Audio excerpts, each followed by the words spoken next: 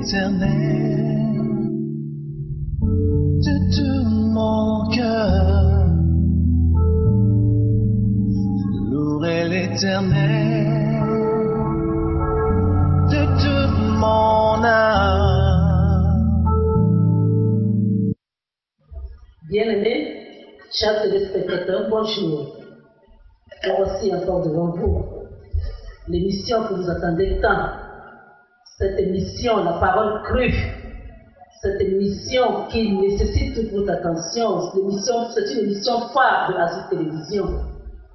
J'espère, vous les femmes, que vous avez arrêté les foyers, le feu, vous avez vérifié, vous avez baissé le feu au niveau des marmites. J'espère que vous êtes bien apprêtés, vous avez pris des papiers, des bouts de papier avec des stylos, des cahiers, pour écouter, parce que nous sommes préparés tout au long de la semaine pour vous édifier.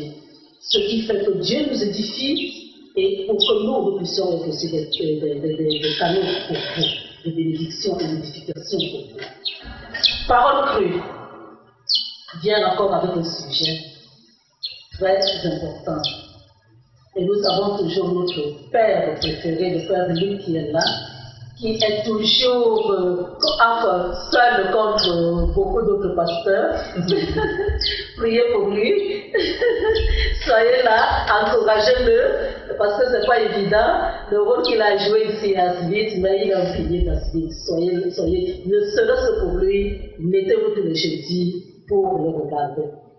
Notre thème d'aujourd'hui, c'est l'adoration des idoles dans l'Église. L'adoration des idoles dans l'Église. Nous dénonçons, nous touchons les points sensibles. Tout ce qui ne se dit pas le dimanche à l'Église, nous en parlons ici. Et vous savez bien que ce n'est pas un problème de la fin des temps. C'est un problème qui existe depuis. Et là, toute Église confondue. Ça fait déjà longtemps qu'on adore des idoles dans l'Église. Et il est temps qu'on en parle. Il est temps qu'on en parle. C'est un sujet qui va retenir toute votre attention et qui va, en fin de compte, vous sortir de votre emprisonnement spirituel et démoniaque dans lequel vous étiez. Donc, on va vous ouvrir les yeux au vu au sud, c'est-à-dire avec base la Bible. Nous traitons les problèmes ici avec la Bible. Et c'est la Bible, c'est la parole de Dieu qui a cette capacité-là, qui est une épée. C'est elle qui a la capacité de transpercer les cœurs les plus endurcis. Alors écoutez-nous et nous allons commencer par la présentation des panélistes.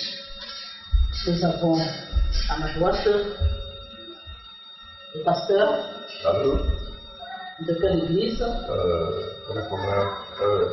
Gospel Church International. International. Basé aussi à Douala. We are here in Douala, Gaïdou, opposite to Waterworks Gaïdou. Et on peut encore revoir où? You can see me there at the same time. At the church, opposite Waterworks Gaïdou. À Bonabéry aussi, on ne vous voit plus. Well, why not? We have many branches here in Douala. We have branch in Bonabéry, we have branch in North Bishop, the Cathedral, Lopom, Makepe, and State Family. And at some time, all over Canada, we have so many branches. Voilà. Pasteur Kala. Yeah. Oui. Je suis le père Luc Yang de la fraternité missionnaire Vernier de l'archidiocèse de Douala. Je suis à la paroisse Saint-Jacques de Baba. Juste voilà conclu. Merci une fois de plus pour avoir invité aujourd'hui de partager ce thème si important sur l'idolâtrie dans les églises. Je suis Irénée Kinchi, de l'église de l'Alliance de Dieu à l'Oppo.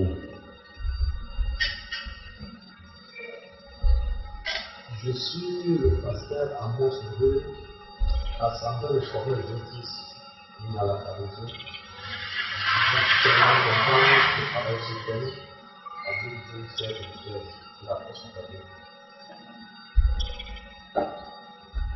Voilà, c'est le téléphone le présente ici. Moi, je suis le professeur Mutuel, au ministère international sur la Christ, pour Fabien Bassa, le Seigneur de l'Église. Voilà, bien aimé, l'adoration des idoles. L'adoration des idoles, ça c'est une des choses que Dieu déteste. Dieu a dit lui-même qu'on n'aura point d'autre Dieu que lui. Mais ça existe aussi depuis la nuit des temps. Les gens passent leur temps à avoir adoré les idoles. Que les croyants adorent les idoles, ça se comprend. Mais que les chrétiens adorent les idoles, ça ne se comprend pas.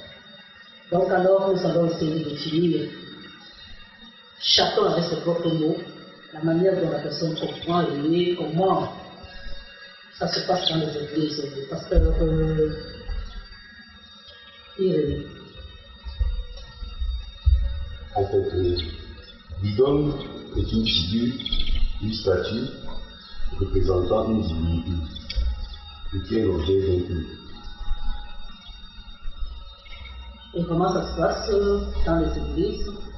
En fait, ça dépend des églises. En général, je ne vais pas citer les noms, qui adorent, je vais dire, les statues. Les statuettes en général. Lors de les cultes, ils vénèrent cette idole au nom du Seigneur. Bon, je vais dire, d'autres ont des signes pour se prosterner devant cette idole avant d'entrer, comme s'ils demandaient l'autorisation pour entrer dans la présence du Seigneur. Et il faut passer d'abord par là.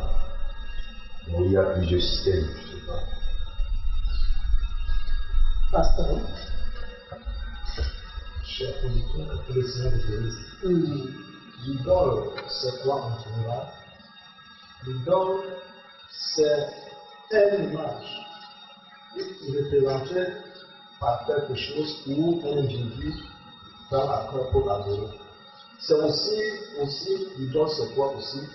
C'est quelque chose qui prend la première place dans ton cœur et tu prosternes pour adorer. Et ça se passe effectivement dans les églises. Effectivement, ça se passe dans les églises, dans les églises aujourd'hui. Beaucoup des chrétiens, grands chrétiens, qui se disent qu'ils croient servir au vrai Dieu alors qu'ils sont éloignés de Dieu. Il y en a plusieurs exemples dans la Bible qu'on va citer.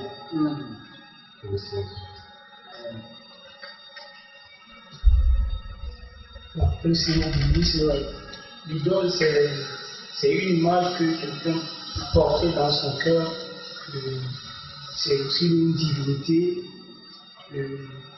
Dans la Bible et dans les églises, d'autres adorent des idoles qui ne sont pas bien parce que Dieu a interdit d'adorer des idoles. Parce que nous sommes sauvés par un seul nom, que le nom de Jésus, tout genou fléchit et toute langue confesse qu'il est Seigneur. Et au fur et à mesure, nous allons développer ce thème et vous serez richement bénis. Et ça se pratique dans les églises? Oui, ça se pratique dans les églises pour ceux qui sont vraiment ignorants. Parce que Jésus lui a acheté un grand prix. Aujourd'hui, dans les églises, beaucoup adorent des idoles, des attaqués et des divinités qui ne donnent à rien, qui n'apportent à rien dans la vie des chrétiens. Mais par exemple, au nom de Jésus, tout genou fléchit et toute langue confesse que le Seigneur de Jésus suffit. D'accord. Et quand vous lisez Exode chapitre 20, verset 4, Lévitique chapitre 26, verset 1, vous trouverez ceci. Tu ne te feras point d'image taillée, ni de représentation quelconque de choses qui sont en haut dans les cieux, qui sont en bas sur la terre, et qui sont dans les eaux, plus bas que la terre.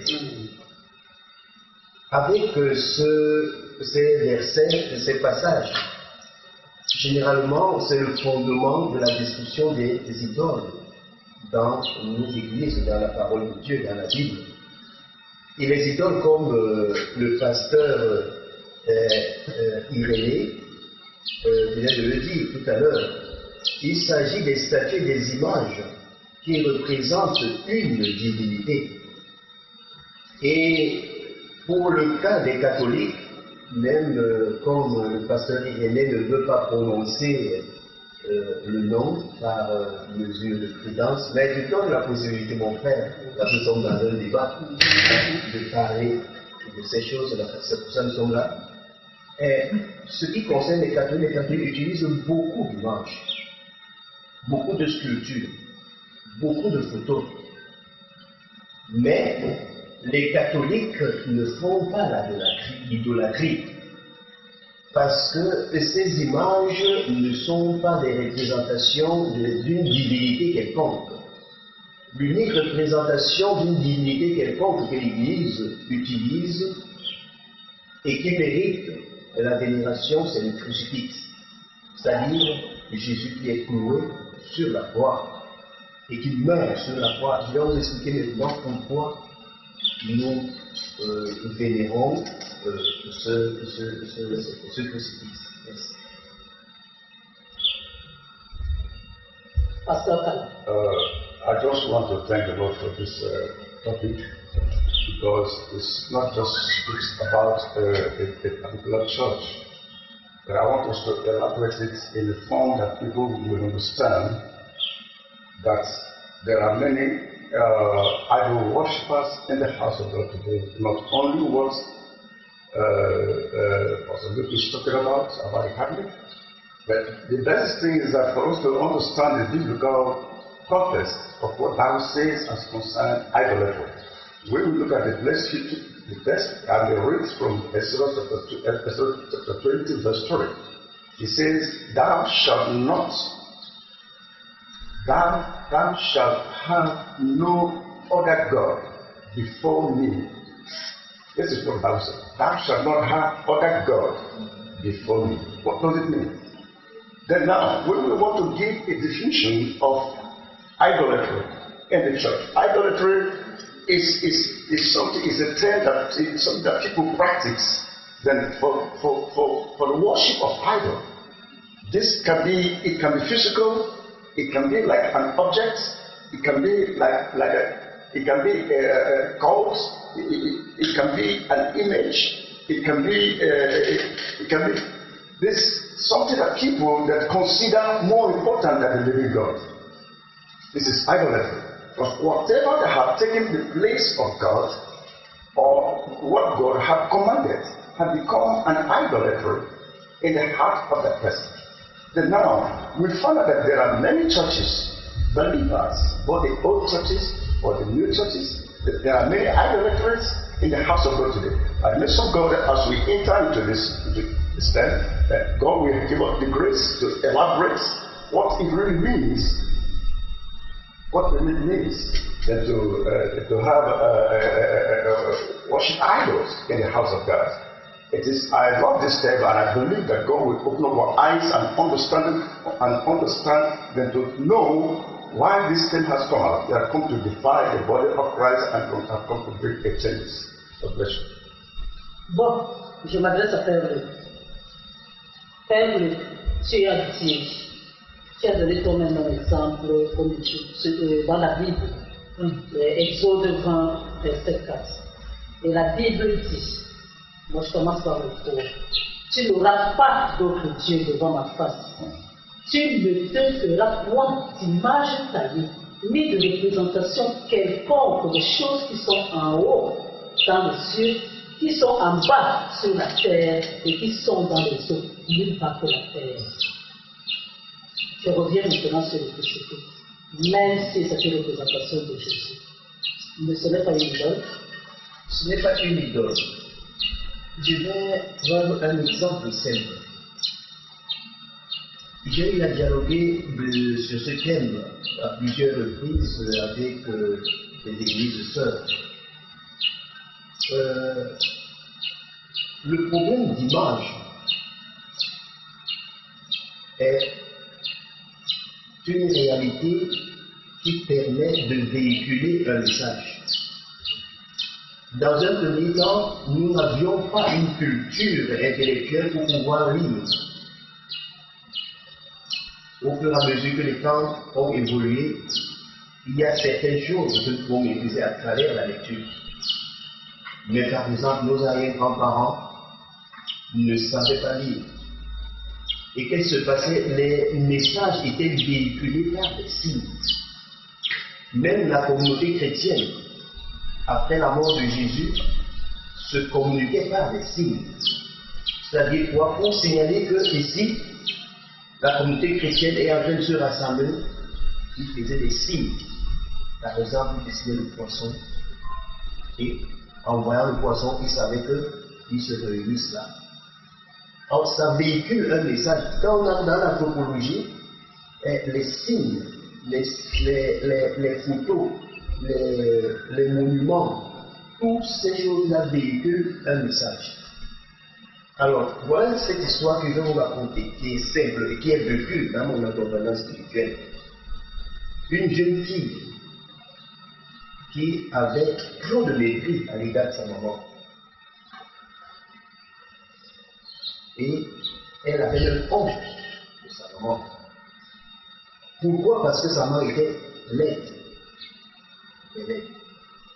Elle a grandi jusqu'à un certain âge avec ce mépris à l'égard de sa maman. Un jour, son oncle arrive. C'est une réalité qui s'est passée à Douala que j'ai accompagné. Et elle lui dit: pourquoi tu méprises ta maman de la sorte? Et la jeune fille a essayé de lui dire, d'expliquer le pourquoi elle méprisait sa maman. Seulement parce que sa maman était laide. Elle avait une figure déformée. Et sa maman, son oncle l'a appelé à part, il lui a dit ce qui s'est passé pour pousse le visage de sa maman soit assis. Il lui a raconté que quand tu étais bébé, tu étais couché dans la chambre. La maison a pris feu. Ta maman, par amour pour toi, n'a pas voulu te laisser dans le feu. Elle est entrée, elle t'a emballé dans le couvre-lit, elle est ressortie et elle s'est brûlée. C'est pour ça que son visage est de la sorte.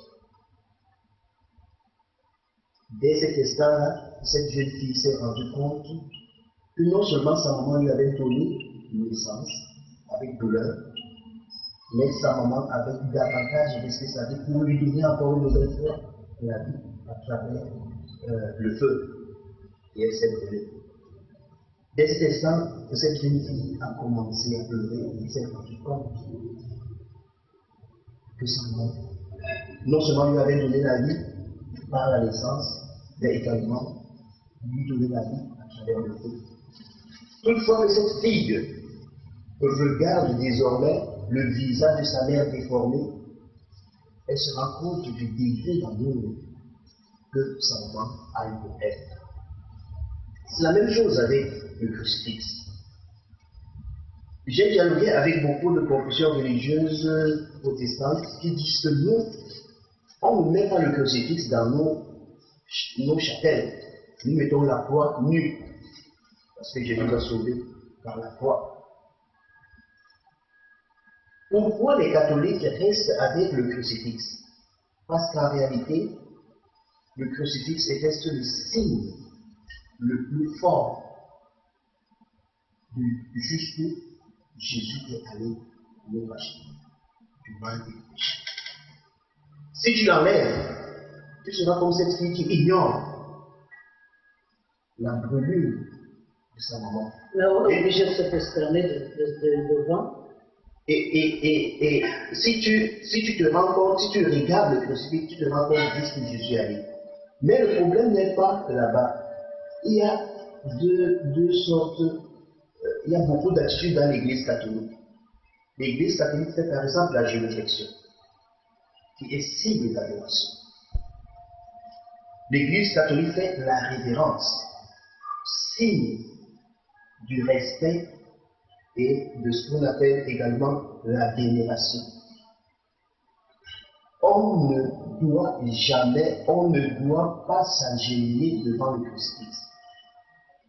C'est vrai, lorsque les églises sœurs critiquent cela dans l'Église catholique, ils ont raison parce que quelquefois, nous-mêmes, nous rendons compte qu'il y a certaines personnes qui le font sans le savoir, parce que par ignorance, on peut plus meurtre, faute de connaissance.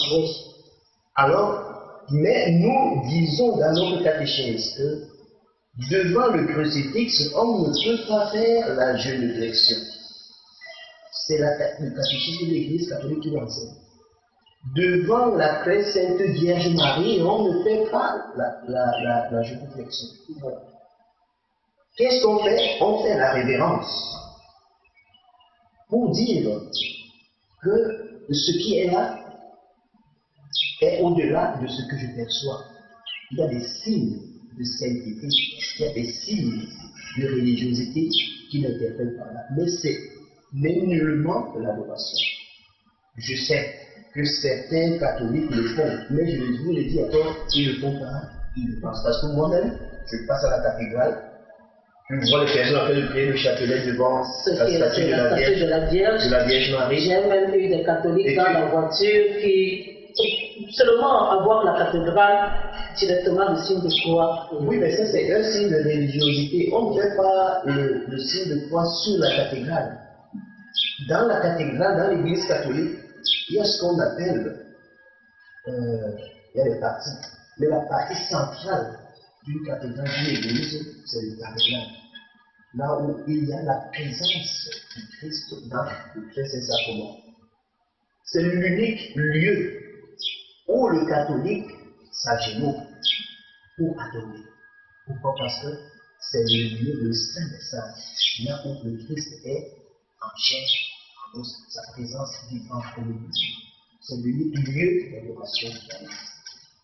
Bon, parce qu'il y a quelqu'un qui dit, oui.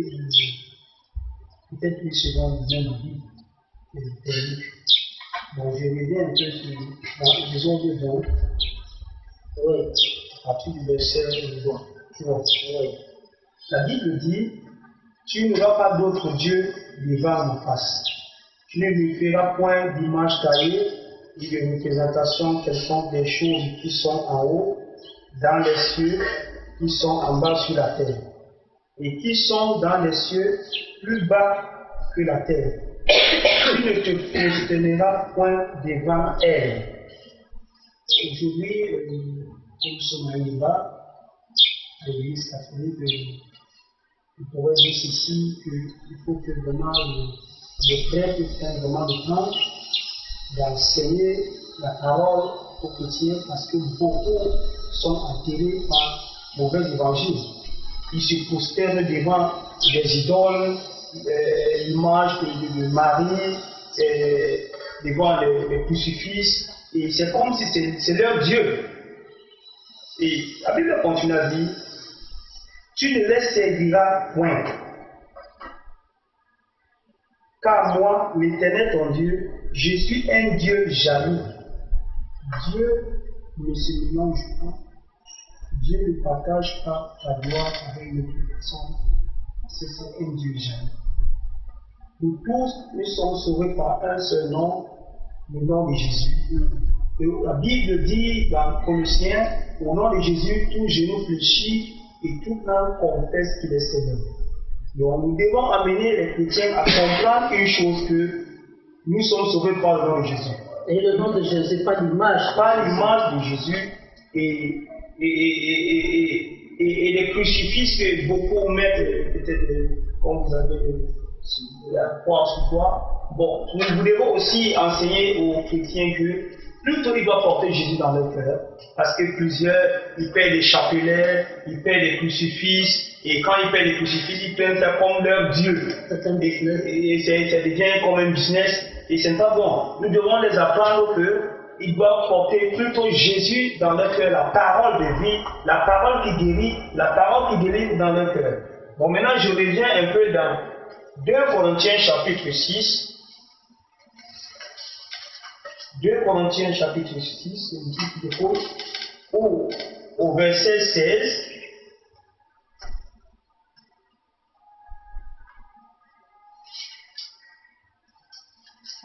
Oui. Bon, je commence au verset 15. Quel accord y a-t-il entre Christ et Bélial? Ou quelle part a le fidèle avec l'infidélité? Quel rapport y a-t-il entre le temple de Dieu et les idoles? Car nous sommes le temple de Dieu vivant. Comme Dieu l'a dit, j'habiterai et je marcherai au milieu d'eux. Je serai leur Dieu et ils seront mon temple, mon peuple. C'est pourquoi sortez du milieu d'eux et séparez-vous, dit le Seigneur. Ne touche pas à ce qui est impur et je vous accueillerai. Donc, je crois que nous croyons tous à la venue de Christ. Et je sais une chose que les idoles, nous ne devons pas l'adorer. Et les idoles ne doivent pas être dans la maison de Dieu où les chrétiens viennent se prosterner en disant qu'ils veulent prier le Seigneur, qu'ils prennent ça comme une image ou un souvenir de la mort de Christ. Mais je crois que le nom de Jésus suffit. Ou la repentance, nous devons amener les chrétiens à se repentir pour qu'ils reçoivent le salut et qu'ils prennent conscience que Jésus est mort pour leurs péchés, Jésus est venu dans le monde pour les sauver. Et je crois que là, les portes sont ouvertes pour l'entrée au ciel. Oui. Amen. Je voulais dire quoi? Il y a d'abord le premier point où le Père a déclaré qu'il y a un lieu saint dans l'Église où il y a la présence de Dieu. Et c'est contradictoire à la parole de Dieu. La Bible déclare là où il y a 2 ou 3 à son nom de présence. Ce n'est pas seulement dans l'Église que Dieu se trouve. Il se trouve là où les hommes sont préparés pour sa rencontre. Et de l'autre côté encore, en ce qui concerne les crucifix en général, je vais lire Lévitique 19, le verset 4. La Bible déclare ceci: ne vous tournez pas vers les faux dieux. Et si nous regardons dans tous nos Bibles, le mot Dieu ici, c'est un D minuscule. Alors, il dit: ne vous fabriquez pas d'idoles sous forme de statues en métal fondu. Je suis l'Éternel votre Dieu. Il précise même la matière avec laquelle on a fabriqué. Aujourd'hui, on peut trouver, je vais dire, toutes les formes de crucifix. À un moment donné, je vais dire, c'est devenu un système où tu vas voir les musiciens qui chantent n'importe quoi, ils ont des gros crucifix au cou. Et puis, je vais dire, c'est mélangé ou c'est catholique, on ne connaît même plus. Et il y a plusieurs qualités de crucifix. Si nous regardons, on parle de la croix en général du Christ. Regardons par exemple même la forme de la croix que le Père porte. Est-ce que c'est la même croix? Parce que tout ça, c'est ça que je vais dire. Ça, on dit il y a plusieurs formes de croix. Vous voyez? Et puis, c'est déjà l'idole. C'est déjà une idole. Parce qu'à chaque fois, il parle à cette croix. Au moment déjà où tu commences à parler à la croix, il est interdit, ne vous tournez pas vers. Au moment où tu te tournes vers ça, c'est déjà l'idole. Lorsque tu commences à faire, comment ils appellent comme les musulmans le font aussi, qu'on fait le chapelet. Vous voyez? Donc lorsque quelqu'un commence déjà à faire ça, ça veut dire qu'il commence déjà à adorer la chose. Alors, excusez-moi, je vais dire en quelque sorte, je les crée comme des marabouts en même temps, parce que c'est une forme d'incantation. Si je vous dis la vérité, on a cultivé beaucoup de choses dans leur esprit, et à un moment donné, je vais dire, le cerveau est formaté au point que quelqu'un a le chapelet dans la poche, il a la garantie que là où il est en sécurité. Alors, comme mon frère venait de le dire tout à l'heure, la Bible déclare que Christ, dans le livre de Philippiens au chapitre 2, verset 10, il dit, le Seigneur l'a souverainement élevé, il lui a donné le nom qui est au-dessus de tous les noms.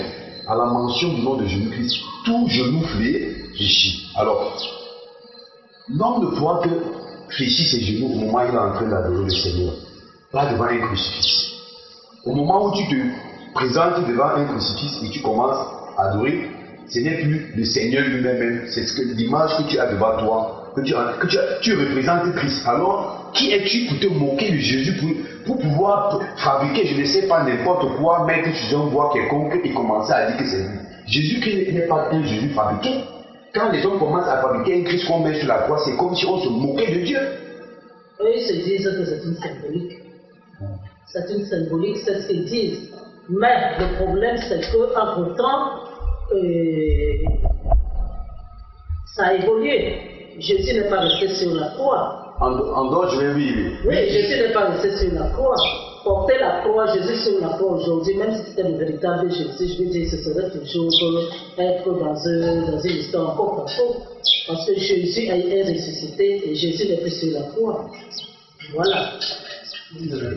Voilà, avant d'ajouter beaucoup de choses, que j'essaie de clarifier un certain nombre de choses, sinon. Oui. Voilà. Alors, je reviens sur le symbolisme. Le symbolisme, comme je disais tout à l'heure, utilise des signes, des symboles pour désigner une réalité autre. Chez nous, les bassins, par exemple, quand tu trouves une bouteille vide au bord de la route et les trucs de palmier dedans, ça signifie quelque chose. Ça signifie quoi? Ça signifie que quelque part là, tu vas trouver le bon matériel. Alors ce symbole-là t'oriente à une autre réalité. Tu ne peux pas t'arrêter là, tu prends la bouteille là, où est le matango ici? Non, tu ne la connais pas là. Mais on te signale que c'est quelque part. De la même manière, le cours de Rousseau utilise beaucoup de symboles. Si tu es suivi, tu ne vas pas faire l'accident. Si tu ne suis pas, tu vas faire l'accident. C'est-à-dire ces symboles-là, anthropologiquement, nous renvoient à une réalité supérieure. Mais il ne s'agit pas de l'adoration. Et je mets encore les démos sur la façon dont nous avons de concevoir ça. Elle a dit bien, c'est le symbole, c'est un symbole qui oriente à une autre réalité. C'est un peu comme la photo de Pasteur John qui est là. Si par exemple, sa sœur qui l'aime beaucoup, regarde sa photo, immédiatement, elle ne reste pas sur la photo. La photo l'oriente à Pasteur John. Parce que la photo reflète la personne qui aime. Mais elle ne va dire que, oui, elle commence à parler de ma mère, non. Ce n'est pas, la photo, c'est pas ta maman, c'est pas ta soeur. Alors, il ne faut pas confondre les symboles à la réalité. C'est pour ça que je suis d'accord que nous devons faire une catéchèse qui permette à ce que les gens comprennent que le symbole n'est pas la réalité. Le symbole t'oriente vers une réalité, mais ce n'est pas cette réalité. Ça, c'est clair. Voilà. Et Deuxièmement, il a parlé du cœur. Hein? Les vrais adorateurs adoreront Dieu en esprit, en vérité. Et cette adoration vient du cœur. Effectivement, lorsque tu regardes le problème de l'idolâtrie, le problème de l'idolâtrie n'est pas visuel. Le problème de l'idolâtrie n'est pas extérieur. Le problème de l'idolâtrie vient du cœur. Si vous regardez très bien les réalités idolâtriques du monde aujourd'hui, vous allez vous rendre compte que là où on fait vraiment l'idolâtrie, il y a des gens qui partent faire des sacrifices sur peut-être des pieds d'arbres, où ils ont peut-être planté leur totem. Et là, ils versent la nourriture, ils versent de l'argent, ils versent beaucoup de choses. C'est ça qu'on appelle l'idolâtrie. C'est-à-dire, la personne est convaincue au-dedans d'elle-même que là, au pied de cet arbre, se trouve son Dieu, et son Dieu le protège, et son Dieu fait ceci. Alors, il faut lui faire des offrandes. Un lieu qui a l'idolâtrie passive, inconscience. Il y a l'idolâtrie inconscience. Oui, ça veut dire qu'on idolâtre, mais on ne sait pas exactement qu'on est en train de faire. Par exemple, de ce qu'on disait là tout à l'heure, porter, vénérer la croix. Il y a beaucoup qui le font. Pour eux, ils ne sont pas en train de vénérer quelque chose, ils ne partent pas adorer le crâne là-bas, ils ne sont pas devant les statues en train d'adorer quelqu'un. Pour eux, c'est tout à fait normal, parce qu'ils ne sont pas enseignés là-dessus. Mais ils se placent devant et ils fléchissent le genou devant la statue, alors qu'ils sont en train d'idolâtrer sans le savoir. Je n'ai pas fini. Il y a le chapelet. Les gens vont, je ne parle même pas de grainer le chapelet, je parle d'accrocher même le chapelet sur le lit. Parce que le chapelet va protéger la personne. Il y a des gens qui le font, ils sont pas mal intentionnés, mais ils sont en train d'idolâtrer. Bon, maintenant, il y a aussi, c'est pas seulement chez les catholiques, chez les protestants, mais je voulais que ça suive par la suite. Il y a aussi des gens qui prennent la Bible, qui la mettent sous l'oreiller, parce que la Bible, le carton, la va protéger. Et ça aussi, c'est l'idolâtrie. Donc, il y a plusieurs formes d'idolâtrie. L'idolâtrie n'est pas seulement... Voilà, donc il y a une idolâtrie active. Vraiment, la personne sait que là, maintenant, je vais adorer. Mais il y a l'idolâtrie passive où la personne ne sait pas parce qu'elle n'est pas enseignée. C'est pour ça que nous allons mettre tout dans la même limite. Si nous prenons par exemple l'exemple du chapitre 25, verset 18 au verset 20, que vous connaissez très bien, hein, là c'est Dieu qui demande à Moïse de fabriquer un mât et mettre le serpent dessus.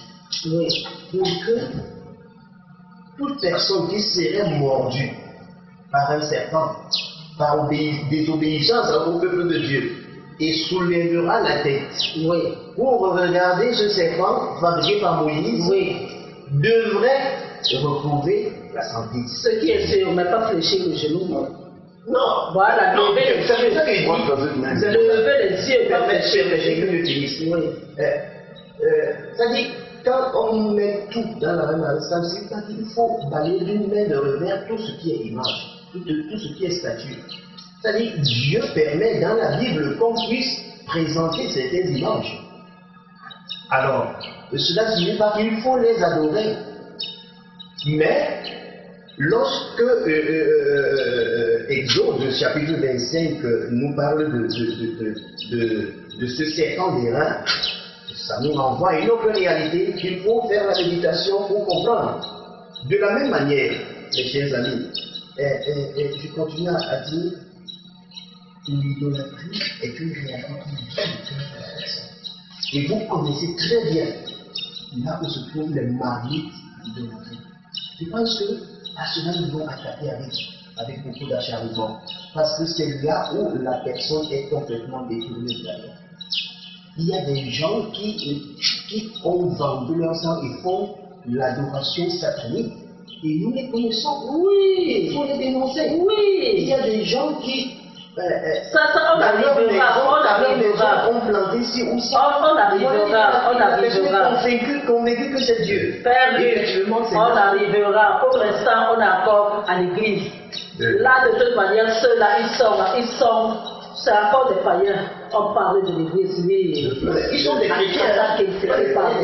Yes, I would just want to, because of what you were saying, and I thank God because He's trying to tell us that normally I really want to talk about the church in particular, but since that He brought it out,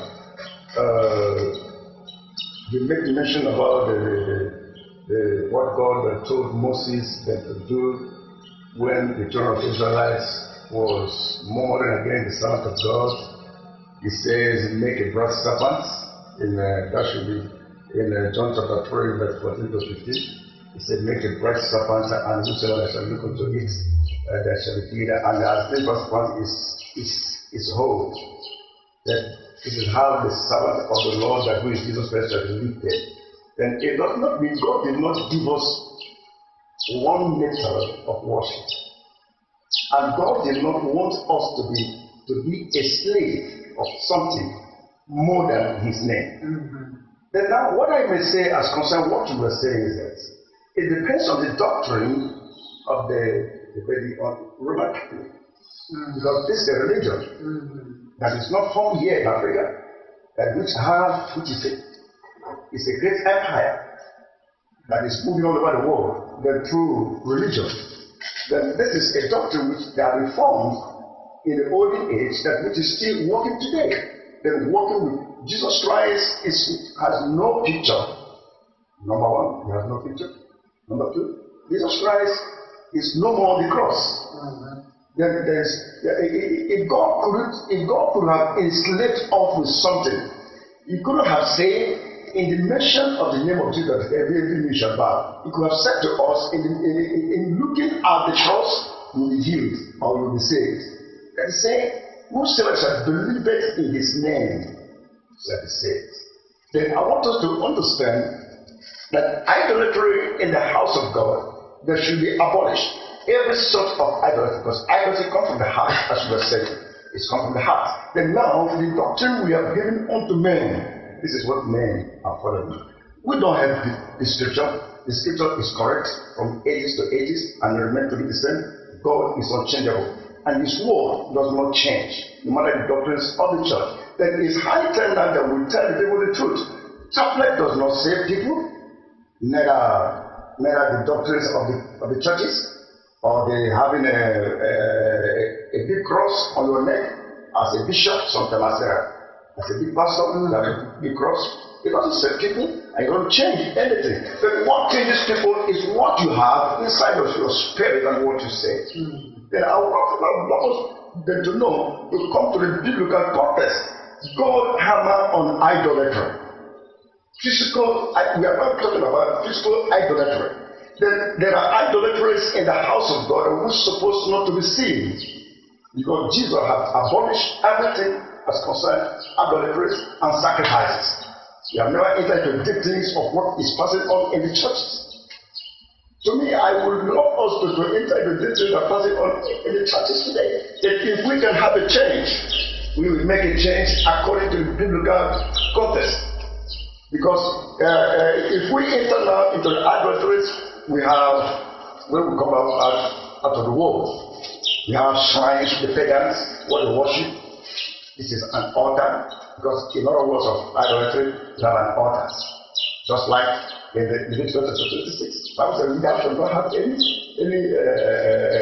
God, except neither stone, form, images, that you bow down before them. Then when we talk about the bow down before these things, is as you make mention of the photo, then when somebody look at the photo, for example, now today you can enter into somebody's house, you don't go to church, you can see a big cross, and it is wrong.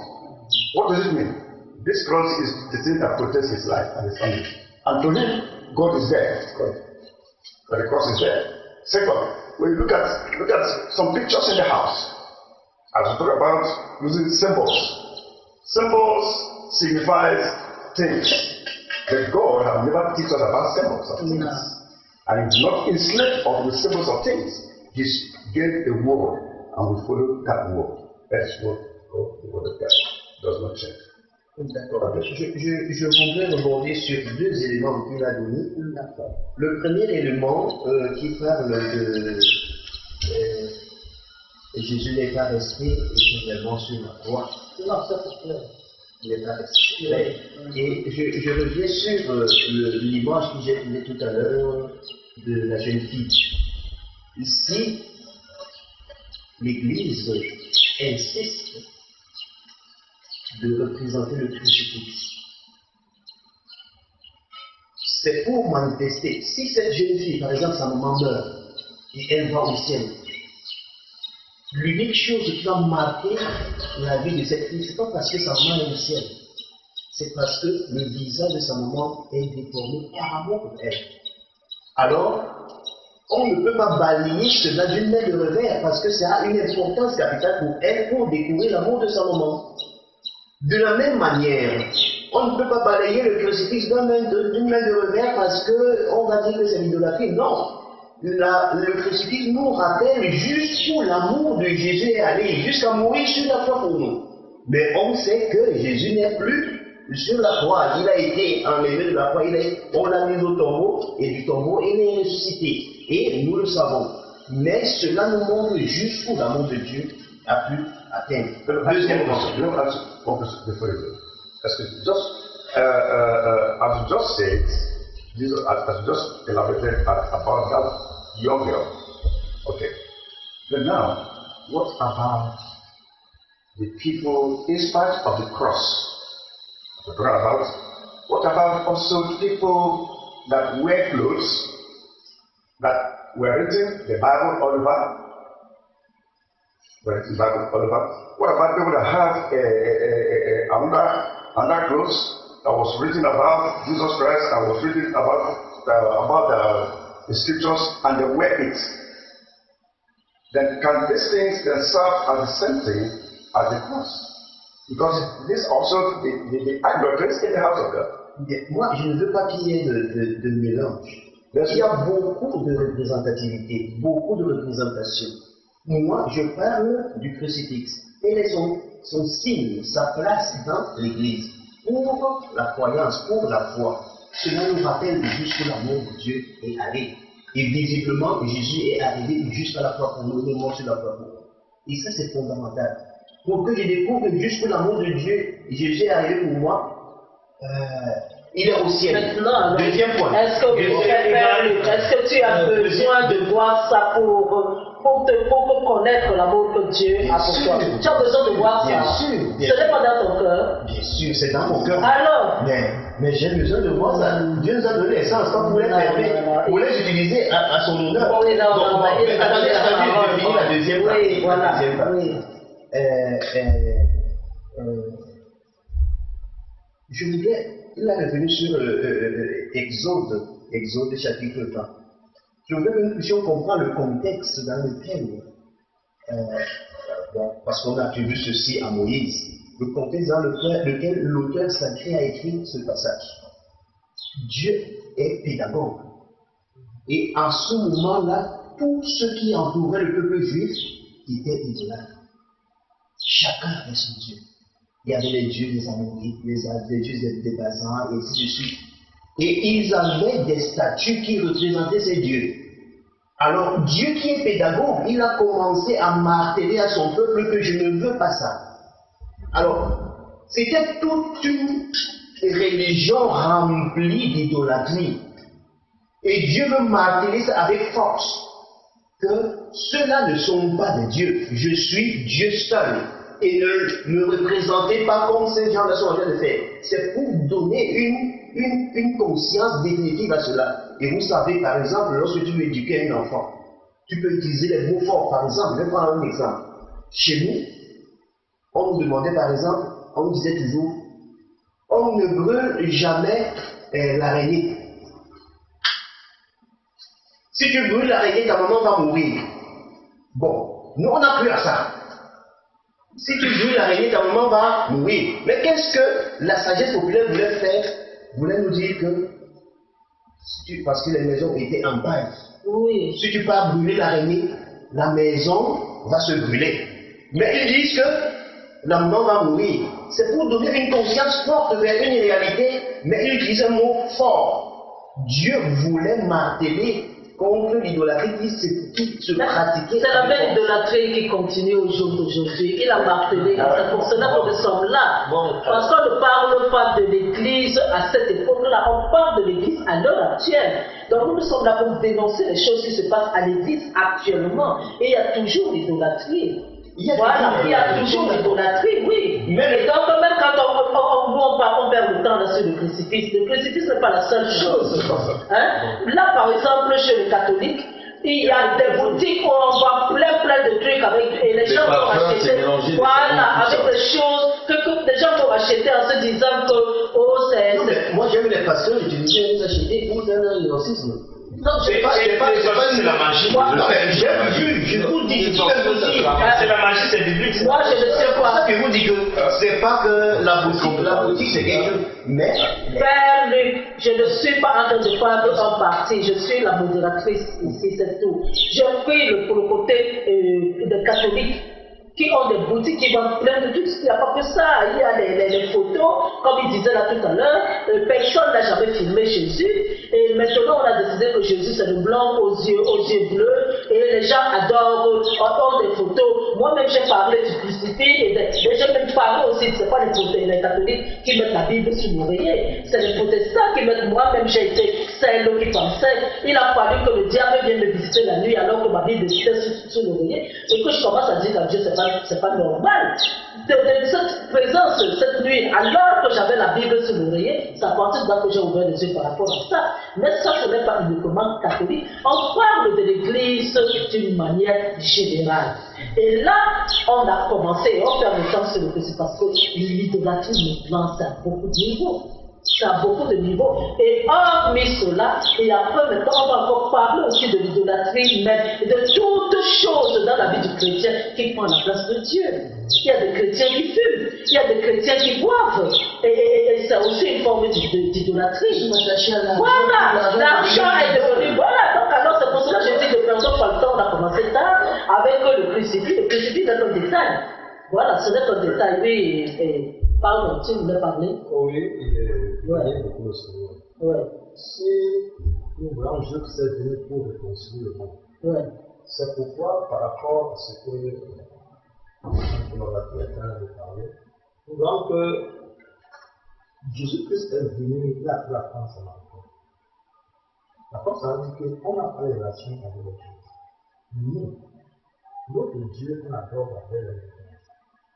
Et les Juifs adorent le Dieu. Jésus-Christ dit que si tu connais même la personne que tu n'as pas tu ne peux pas dire. Bon, tu vois que la croyance de cette femme était que pour mieux servir Dieu, c'est qu'il doit regarder la montagne. Les Juifs de foi étaient que pour mieux servir Dieu, ils doivent aller au temple. Et le Seigneur va enseigner que non, c'est plus comme ça que nous avons dit. Le temps est venu où on doit nous faire quoi? À respect et à vérité. Donc ça veut dire que Dieu est esprit. Dieu n'a pas besoin qu'on doit représenter Dieu avec des choses, mais il est esprit. Nous voyons par exemple aujourd'hui, quand nous parlons aussi dans le Luc chapitre 9, verset 23, il dit que quoi? Il dit que puis, il dit à tous, si quelqu'un veut venir après moi, qu'il renonce à lui-même, qu'il se charge chaque jour de sa foi et qu'il me suive. Parce que nous allons parler de la croix aujourd'hui. Et la croix pour un chrétien, c'est quoi? Parce que nous devons combattre la croix. Pourquoi? C'est qu'aujourd'hui, la croix, c'est que, à cause que j'ai accepté Christ, tout ce qu'on peut faire, l'humiliation, les injures, mais j'accepte cela pour suivre Jésus-Christ. Et je porte la croix. Je porte la croix. Ça fait la croix. La croix n'est pas quelque chose de même personne. Mais la croix, c'est que moi qui représente Christ, qui a accepté Christ, les injures qu'on peut endurer, l'humiliation, le rejet, le fouet, mais à cause que j'ai accepté Christ, je dois supporter. Ça peut faire. C'est pour que, par exemple, quand on parle dans le livre de 1 Pierre 4, après le verset 9, après le verset 1, qu'est-ce qu'il dit?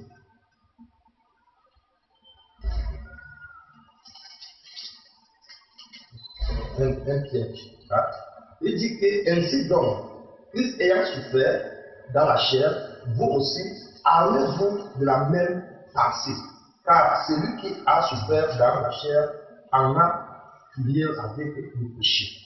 Donc ici aujourd'hui, quand nous voulons insister par rapport à cette situation, ce n'est pas quelque chose que nous, mais c'est que le chrétien est appelé, à souffrir pour son sauveur. La manière où aussi que les mêmes grâces qu'il est passé, toi aussi dois passer par là. C'est par rapport à ça que what I would just want to add for Sam was discussing, because sometimes he says something here that enters into my spirit. What he said was true, because the Jews was full of idolaters in their time. Then, which makes when you read about the history of the Jews, or the history of the Jews, And you find out that they have so many gods. They have so many gods. And they have so many idols which they worship. If I can enumerate them, they have the Baals, they have the Baal worshippers, they have the Baal fruit, they have the Baal Jezebel, they have the Baal, they have the phenomenon Balaam, they have the cults, golden cows, and they have so many things, high poles, which they worship in their own days. And now, when you look at also the book of 1 Kings, chapter 16, verse 31 to 32, the Bible says, and Ahab married a wife called Jezebel, the daughter of El-Baal. El-Baal was a Jew priest, a Jew priest of his own town. And now this El-Baal, this Jezebel came and planted now an idol worship in the house of God.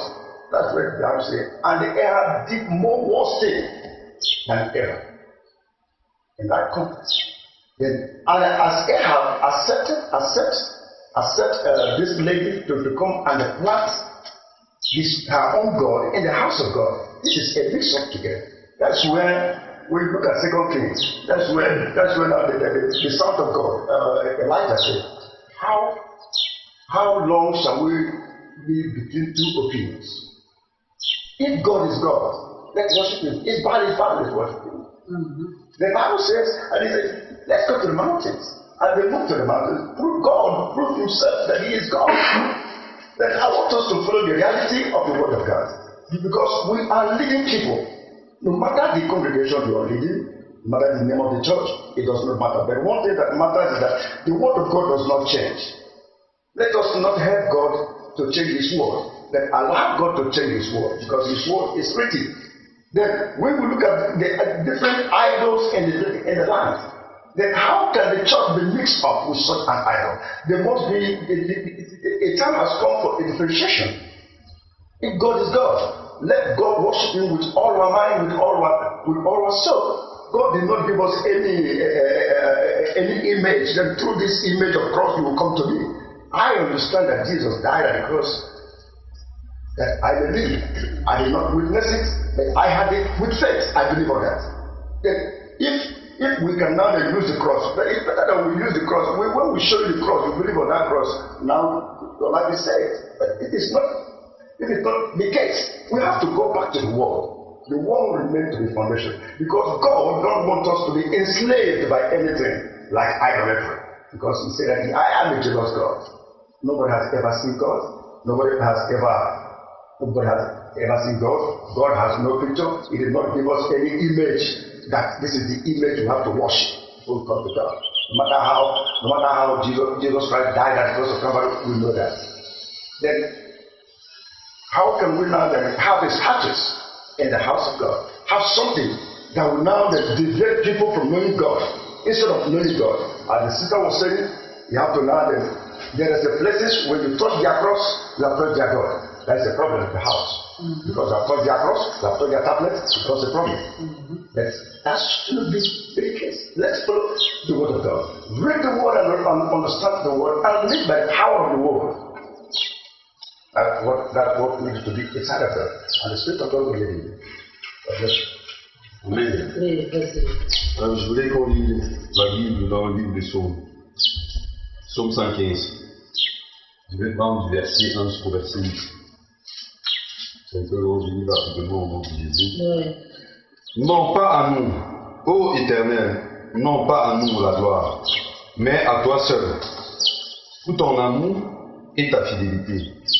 Pourquoi les nations diraient-elles, où est leur Dieu? Notre Dieu est au ciel, il fait tout ce qu'il veut. Mais leurs idoles, l'argent et l'or, sont faites par des hommes. Elles ont une bouche, mais elles ne peuvent parler. Elles ont bien des yeux, mais elles ne voient pas. Elles ont des oreilles, mais elles n'entendent rien. Elles ont des narines, mais elles ne sentent rien. Elles ont bien des mains, mais elles ne peuvent toucher. Elles ont bien des pieds, mais elles ne peuvent marcher. De leur gorge, jamais aucun son ne s'échappe. Ils ressembleront tous ceux qui les fabriquent et tous ceux qui leur font confiance. Alors, je vais revenir encore un peu sur, je vais dire, cette histoire d'idole en général. Lorsqu'une personne se retrouve devant l'idole, la première des choses, il ne donne que gloire à Dieu, il donne gloire à l'idole. La première des choses qu'il faut savoir. C'est que nous devons éviter. Il faut que toute la gloire revienne au Seigneur premièrement. Alors, je reviens de l'autre point, c'est que c'est bête. Je vais lire encore, ça me cite un peu Galates 4, verset, disons Galates chapitre 4, avant que je puisse expliquer ce que je vais dire, verset 8. Galates au chapitre 4, verset 8. La Bible dit ceci: mais autrefois, vous ne connaissiez pas Dieu. C'est pourquoi vous serviez comme des esclaves des divinités qui, en réalité, ne sont pas Dieu. Vous voyez? En quelque sorte, je vais dire que c'est une forme de l'esclavage très avancée. Donc, au point que quelqu'un ne peut pas, je vais dire, il le fait pour rien, il ne gagne rien, il ne profite rien, mais il veut seulement le faire, juste parce qu'on a déjà formaté son cerveau, et c'est de cette manière qu'il doit vivre tout le reste de sa vie. Et je vais entrer en profondeur, dire ceci. Nous voyons ici que tu es en train de communiquer à je vais dire, en quelque sorte, je vais dire que j'appelle ça même pour eux comme un talisman. Tu communiques à quelqu'un qui ne peut pas te dire oui ou non. Et toute ta confiance est là-dessus. Tu communiques à quelqu'un qui ne peut pas te défendre. Parce qu'en quelque sorte, au moment, je me dis, quelqu'un ne peut pas parler à un objet comme s'il était en train de s'agresser au Seigneur. Parce que même si ça représente Dieu, comme vous êtes en train de dire, mais est-ce qu'il entend donc? La Bible dit qu'il a les oreilles, mais il n'entend pas. Il ne peut pas marcher, il ne peut pas intervenir, il ne peut pas défendre pour toi quelque part. Donc, alors je lui dis quoi? C'est vraiment de l'ignorance très avancée. Bon, alors, c'est ce sujet ça fait mal à sortir du stade de crucifix et de rentrer maintenant chez les pentecôtistes. Chose très importante, on parle des idoles. Est-ce que certains pasteurs chez les pentecôtistes ne sont pas des dieux pour leurs fidèles? C'est une question que je pose. Quand je rentre dans des églises, Dieu m'a fait grâce. Pour l'instant, il ne m'a pas demandé d'avoir de l'église. Donc, ce qui m'amène à aller le dimanche par-ci, par-là, je trouve des trônes. Le prêtre, le pasteur a son trône. Parfois, l'épouse a aussi le trône à côté. Parfois, même, c'est des trônes blancs. Et maintenant, les fidèles sont là-bas loin. Est-ce que ce n'est pas une forme d'idolâtrie? Je vous pose la question. Oui, bien sûr. En quelque sorte, je vais dire en général, en ce qui concerne le christianisme, et on parle maintenant des protestants, et aussi même, je vais dire, ça se trouve aussi même chez les catholiques en général. Je n'indexe pas, mais il faut faire la part des choses. Quand je dis faire la part des choses, c'est pour se distinguer. À un moment donné, on est séparé parce qu'il faut une distinction. Quand tu arrives à l'église, que tu puisses savoir à qui t'adresser. Mais hors de cela, faire un homme de Dieu ton Dieu, c'est déjà échoué au départ. Même cet homme de Dieu qui prend la place de Dieu a déjà échoué. Je veux ajouter de l'eau dans le moulin de pasteur Poujon. Et moi, je poserais la question de savoir quelles sont les potentielles sources d'idolâtrie que nous rencontrons dans les églises. Que nous puissions les citer ici et peut-être débattre élément par élément. Là, cela pourra nous permettre vraiment de prouver un certain nombre de choses sur lesquelles se forme l'idolâtrie aujourd'hui et qui sont en train de absolument. Et là, dans l'église de manière générale, parce que les trônes là, il y en a aussi chez les catholiques. Et d'ailleurs, c'est les catholiques qui ont apporté l'histoire des trônes. Bon, chez les catholiques, on ne les appelle pas trônes. Oui. C'est la cathèdre. C'est-à-dire, la cathèdre, c'est le lieu où s'assoit celui qui est le responsable de cette chapelle. Dans chaque paroisse, tu vas trouver la chaise du prêtre, où le prêtre s'assoit pour célébrer. Il n'y a qu'à la cathédrale où il y a deux chaises. La chaise de l'évêque Ou si un autre évêque vient, il ne s'assoit pas là-bas parce que c'est le chef de l'église, de cette église locale. Bon. Là, sa tête est sa tête. Et à côté se trouve. Mais c'est juste pour manifester l'autorité. Vous savez, si l'église, une des réalités qui fait un peu aujourd'hui l'église catholique est stable, c'est cet aspect du respect de l'autorité, de l'obéissance à la hiérarchie. Si on n'a pas une obéissance à la hiérarchie, ce sera le désordre total. Et l'église catholique continue encore à résister aujourd'hui parce que quand l'évêque parle, on suit. Et vous allez voir compte que s'il n'y a pas une tête quelque part, c'est le désordre total. Donc cette tête-là, ce n'est pas la chaise en soi, mais je pense qu'ils vont aller loin par rapport aux... Voilà, et maintenant alors, je ne parle pas des protestants, qui sont un peu comme les catholiques aussi, qui ont eu le problème de hiérarchie et tout ça, qui est bien assise. Les pentecôtistes, c'est chacun pour soi. Chaque église, même ceux qui sont dans une communauté, n'ont pas forcément pour leader ceux qui sont attachés, qui se comportent dans leurs églises comme des dieux. Et il y en a beaucoup, c'est de plus en plus courant dans leur marché. J'aimerais qu'on débatte de ça. Okay. What I just want to say concerning that is that we have to know that God only treats with one person. God does not treat with multitude of persons. What does it mean? God called a man and confided the work unto his hands. He may be called a pastor, apostle, or a fivefold ministry that God has given unto his people. And now, in a congregation, as the brothers just said, we have an altar. An altar is made for the leaders of that congregation to acquire the respect, differentiation between the pastor and the members. And the altar is a place we feel that it's a consecrated place, but which, when you go to the Old Testament Bible, only the priest can enter into the Holy of Holies. But today, Christ has made it for us that we enter into the Holy of Holies as we believe in His Word. Okay, now, there are many people that are called, they are called for the work of God. Their wives also are called for the work of God. We don't deny the fact. But now, you are called to lead. It is not to be lordship over the people. Then, we have to follow God's commandments. The members of the church have to give due respect to their pastor. Because this is the God you are seeing physical. He is serving God. He is a servant of God in your place. Okay, now, this and when you can you find that there are people that have left to lead people. They have entered into what we call pride of men.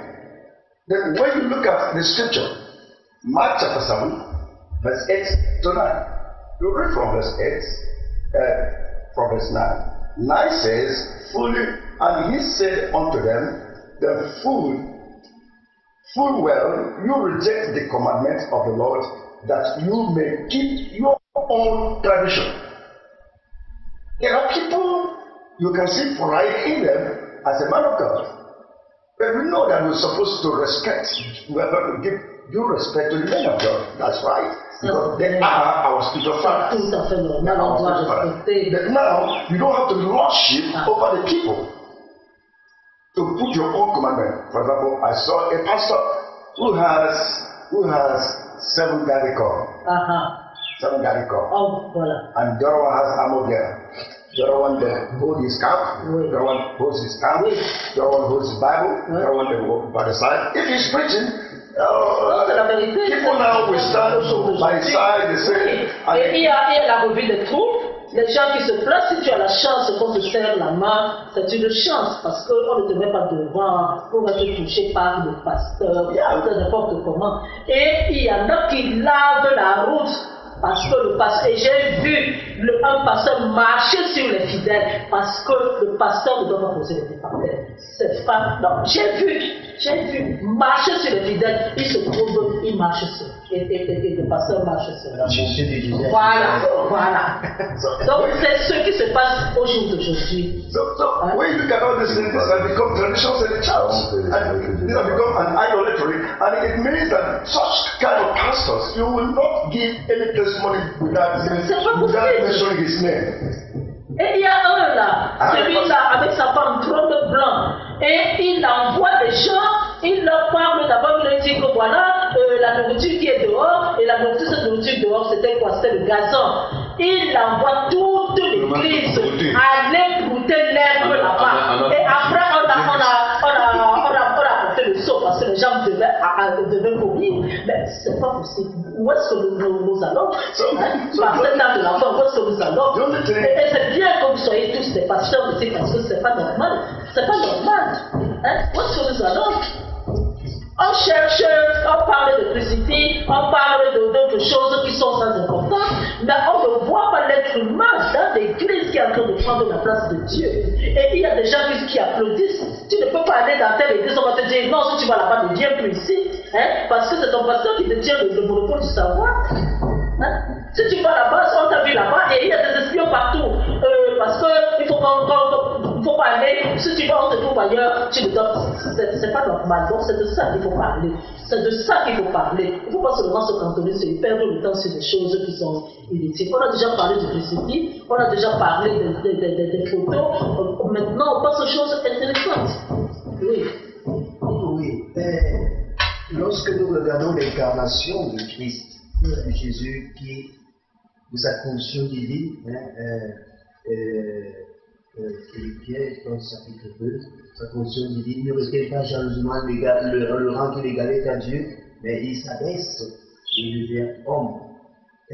Son incarnation, c'est-à-dire la réalité de devenir homme, il vient nous présenter trois grosses chaînes qui sont des obstacles aujourd'hui dans notre monde et qui sont des potentiels idolâtres. Chaîne du plaisir, chaîne de la gloire et la chaîne de la mort. C'est-à-dire, ces chaînes-là, quand on regarde nos églises, on nous rend compte que les sources de ces idolâtries sont là-bas. Les plaisirs. Tu vas te rendre compte que, on disait quelque part, qu'il y a certaines cultures, quand tu commences à chercher la femme, ça devient un dieu. C'est-à-dire, ils oublient tout. Quand ils commencent à chanter, ils oublient tout, c'est le chant. Et quand ils commencent à boire, ils oublient tout. Et on les trouve dans l'église. Donc, ces chaînes-là deviennent vraiment des sources de la vie. Et les gens sont en train de changer leur propre nom. Et dit par exemple, moi je suis le groupe, si tu ne peux pas voir une femme, il va passer. Tu vois donc que pour cette personne, il est obsédé sexuel. Et cette obsession, pour lui, c'est déjà tout un Dieu qui est là-dedans. Et tu vois des gens devant, par exemple, la gloire. Quelqu'un est capable d'aller chez les marabouts, pourquoi? Pour obtenir le pouvoir à l'église. Mais c'est ça. C'est-à-dire, si il est capable de vendre tout, pour qu'on appelle les idents, qu'on appelle à l'église. Et on a vu sur Internet, on nous a envoyé des images de celui-là au niveau de son pupitre. On a déterré des ossements. Et puis encore ce culte de personnalité. Non, pour qu'on sache que je suis le grand prêtre, le grand pasteur, et on commence à payer les gens que si le président de la République ne leur envoie pas de jet privé, ils ne vont pas se déplacer pour aller le voir. Amen. Amen. Je crois que Dieu le respecte. Tu es pas pour Dieu ne respecte personne. Ne respecte personne. D'après ce seul, il est au-dessus, oui. Dieu ne respecte Le personne. respect est une valeur. On ne peut pas dire que Dieu ne respecte pas. Je vais finir. Un jour, on le voit. Dieu ne respecte personne. Soit apôtre, soit pasteur, soit quoi, les titres, gonflants, Dieu ne respecte personne. Mais Dieu respecte celui qui porte son sang. Celui-là qui met sa parole en pratique, c'est celui-là que Dieu respecte. Et maintenant, au niveau de l'administration de l'Église, l'Église catholique est bien administrée. Et les pentecôtistes, l'activement de l'Esprit. C'est pour cela que d'autres ne peuvent pas respecter l'hierarchie. Comme je connais 2 versets bibliques, les 3 versets bibliques, je deviens aussi pasteur. Mais la Bible nous parle du lieu saint, du parvis et le lieu très saint. Et ces choses, nous devons les respecter. Et le lieu que nous devons respecter, le lieu saint, nous devons respecter le lieu très saint. Donc ça veut dire que nous devons respecter l'hierarchie. À un moment donné, nous devons faire la part des choses, mais un homme de Dieu n'est pas Dieu. Un homme de Dieu ne doit pas se présenter comme Dieu. C'est un instrument par lequel Dieu passe pour accomplir ses desseins. Mais il faut seulement un respect envers cet homme parce qu'il porte l'arche de Dieu. C'est un représentant de Christ sur la terre. Donc l'homme de Dieu ne doit pas se présenter comme un Dieu devant des brebis. Voilà. Mais nous devons le respecter. Et la deuxième des choses, nous devons amener aux chrétiens d'être ordonnés. Parce qu'aujourd'hui, dans les églises, nous avons des chrétiens androïdes. Des chrétiens qui ont plusieurs options. Ils ont les 10 pasteurs. Aujourd'hui, comme il y a des différentes doctrines et des révélations, cela veut dire que le chrétien parle chez tel pasteur, ils sont les révélations. Il parle de tel pasteur, ils sont les révélations. Ce qui fait que sa vie chrétienne n'est pas bâtie. Il est troublé. C'est pour cela que l'apôtre Paul dit, n'abandonnez pas vos assemblées.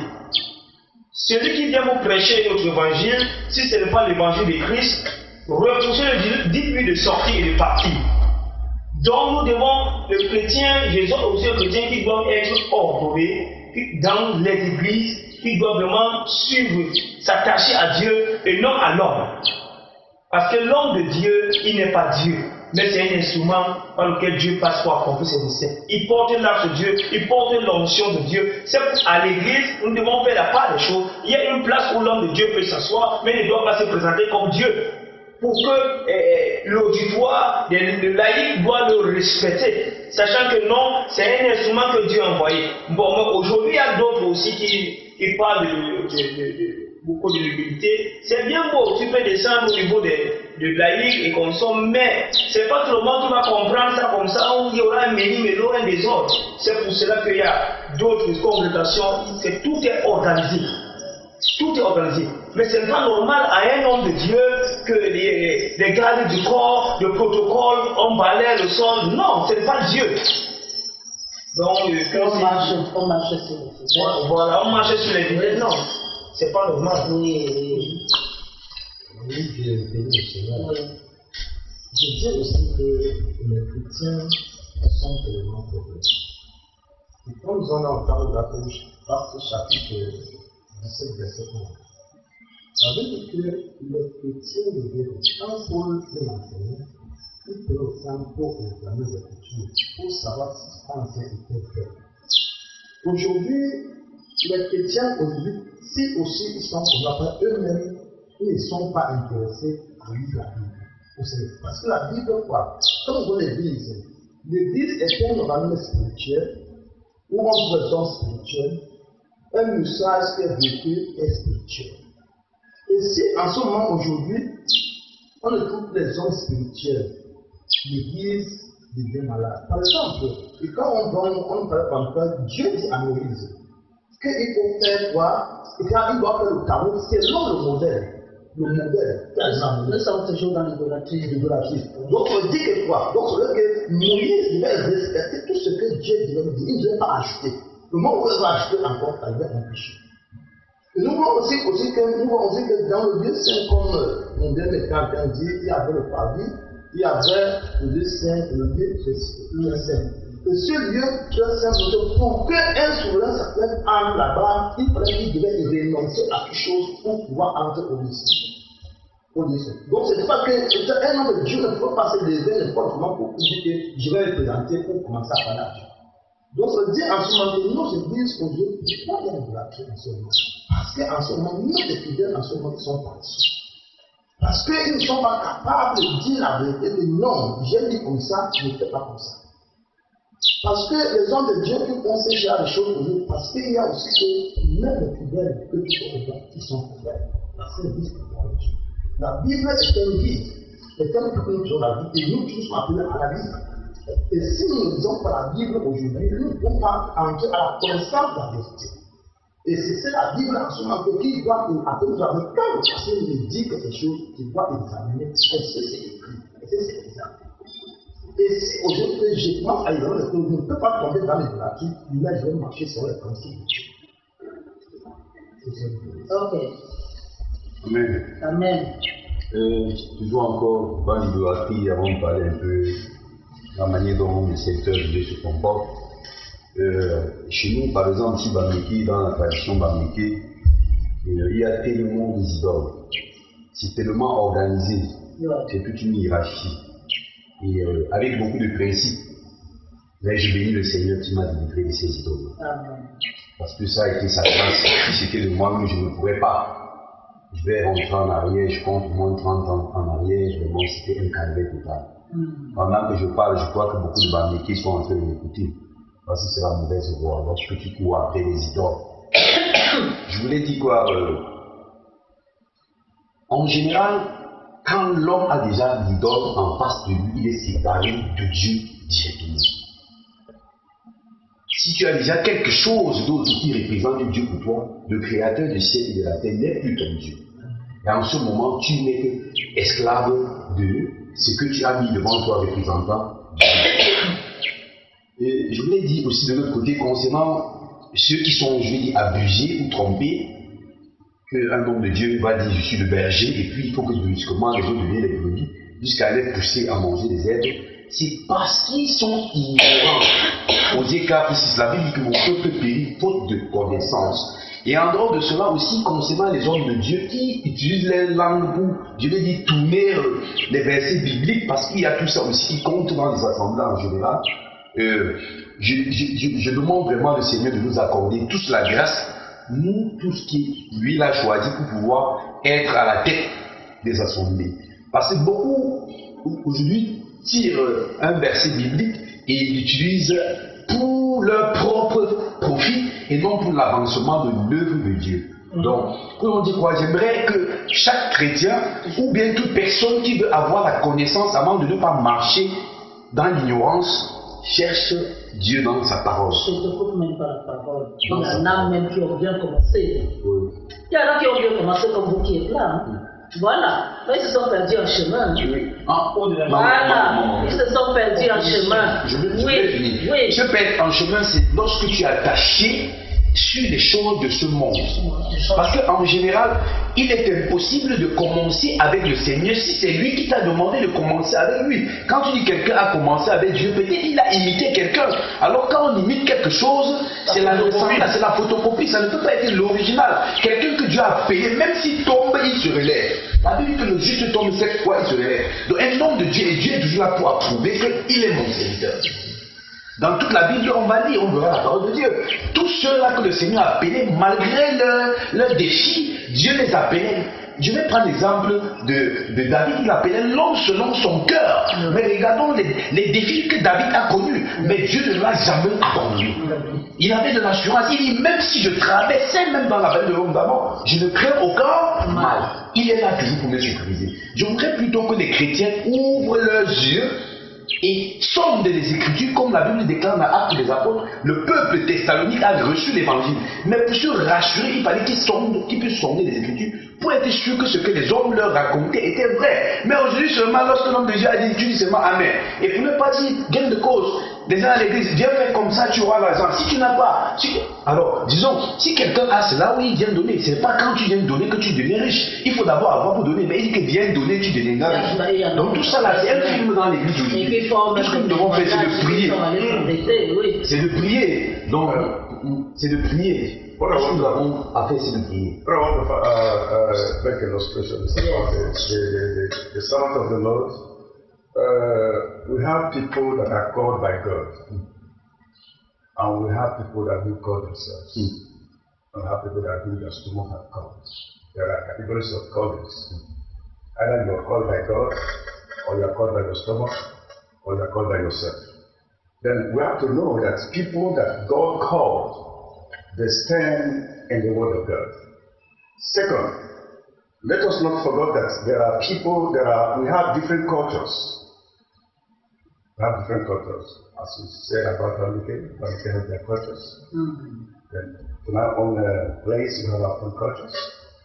Then there are people, they don't have to stand up and to greet an elder somewhere. They have to bend down and greet the elder somewhere. Others lie down and they greet the elders. Not even the pastor, just they lie down before they greet you. Sometimes they kneel down before they greet you. We have these different cultures in our communities. Then we don't forget that. Then because you might go to a church that sometime in their culture they lie down to greet a big man or somebody or a pastor. You say, they are just lying down because of the pastor. No. Look at their culture first. Just like the French people have learnt us that in the morning for you to say good morning, you just show your hands to greet people. Instead of you to say a word, you just shake people and get away with it. Okay, now, a servant of God don't have to exaggerate. There's exaggeration which have added with pride and arrogance. Then he is the ultimate in the congregation. Sometimes he has 500 people, members, he has 1,000 members, one small note gets out of his head.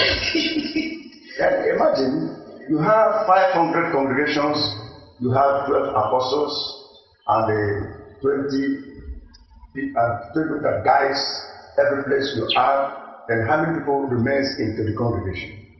Then a pastor is supposed to show an example as a servant of God. God have bring people by your side for you to lead them in a good way. Not to suppress them, not to press them, but to be their servants. Because normally the work of the pastor is to serve. Amen. Is to serve. Is to serve. Then now we have make it in a place that we sit in our big chairs. We come because nobody is there. We are the Almighty. We are the local Almighty.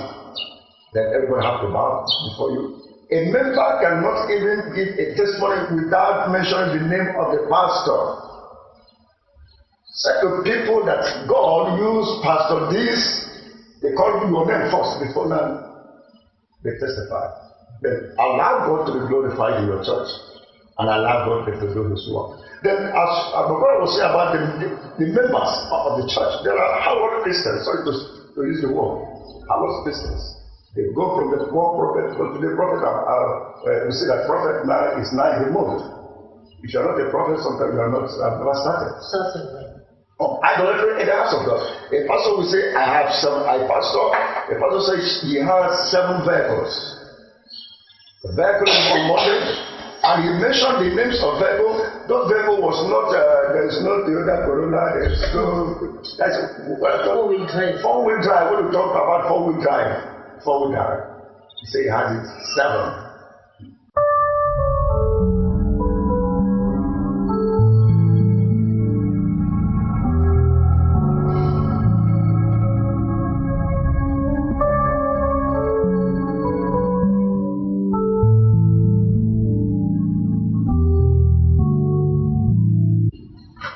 Ensuite, télévision est la chaîne, la petite chaîne montante, la dernière née des chaînes chrétiennes, et elle est là avec le service. Pour vous qui n'arrivez pas encore à la voir, vous n'avez qu'à demander à vos câbleurs, que le câbleur fasse tout pour vous montrer cette chaîne. Pour votre service, nous sommes là nous pouvons, en dehors de tout ce que nous avons ici comme programme, et nous allons grandir, nous avons encore des places disponibles pour ceux qui sont inspirés par Dieu, qui ont des visions. Venez simplement, rapprochez-vous de nous et on vous donnera, on en parlera, on vous donnera de l'espace pour ceux qui veulent prêcher, et ceux qui veulent même l'intercession, quelque chose que Dieu vous met à faire. Vous pouvez venir vous rapprocher de nous, des émissions de musique, des émissions pour des enfants. De toute manière, nous, c'est une chaîne, nous avons une télévision à caractère chrétien, donc tout ce qui se passe ici est chrétien. Alors, nous vous tendons la main, venez vers nous, le numéro de téléphone s'affiche, et vous n'avez pas appelé, nous sommes là à votre disposition.